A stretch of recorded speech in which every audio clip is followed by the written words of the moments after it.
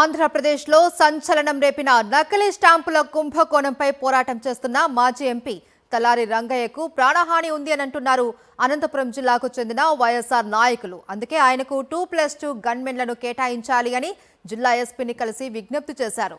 కళ్యాణదుర్గం కేంద్రంగా ఇటీవల నకిలీ స్టాంపుల కుంభకోణం వెలుగు చూసింది. 2022-2025 మధ్య కాలంలో సుమారు 15,851 ఈ స్టాంపులను ఎక్కువ విలువ చూపిస్తూ ఫోర్జరీలు చేశారు అన్నారు. దీనివల్ల ప్రభుత్వ ఖజానాకు వేల కోట్ల రూపాయల నష్టం కలిగింది అన్నారు. ఈ కుంభకోణంలో ఎమ్మెల్యే అమిలినేని సురేంద్రబాబుతో పాటు మరికొందరు రాజకీయ నేతల ప్రమేయం ఉన్నందున విచారణ ముందుకెళ్లకుండా చేస్తున్నారు అన్న ఆరోపణలు ఉన్నాయి. ఈ నేపథ్యంలో మాజీ ఎంపీ తలారి రంగయ్య హైకోర్టుకు వెళ్లి స్వతంత్ర దర్యాప్తు సంస్థల ద్వారా విచారణ చేయించాలి అని పోరాడుతున్నారు అన్నారు.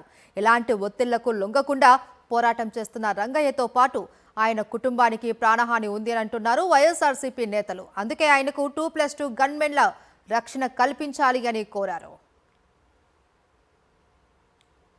మరి హైకోర్టులో ఫిల్ అయ్యడం జరిగింది.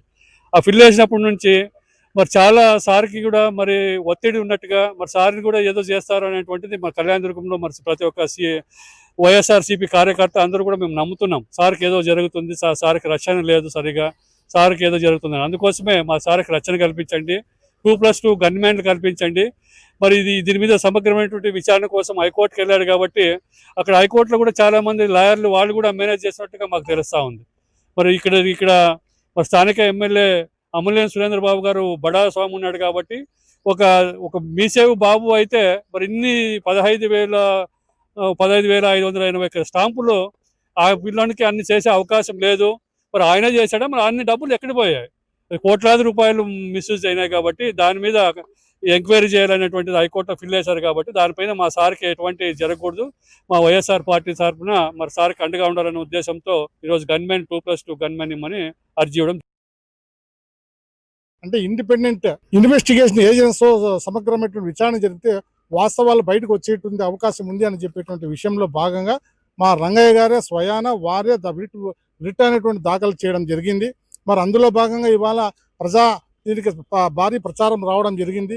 ఈ విషయంలో మరి వీరు గట్టిగా ప్రజల పక్షాన పోరాడుతున్నాడు కాబట్టి మేము కొంతవరకు వీరికి ప్రాణహాని ఉంటుందేమో అనేటువంటి ఒక అభిప్రాయంతో ఇవాళ వారికి ప్రత్యేకమైనటువంటి భద్రత ఇవ్వాలనేటువంటి ఉద్దేశంతో ఇవాళ ఎస్పీ కార్యాలయం రావడం జరిగింది.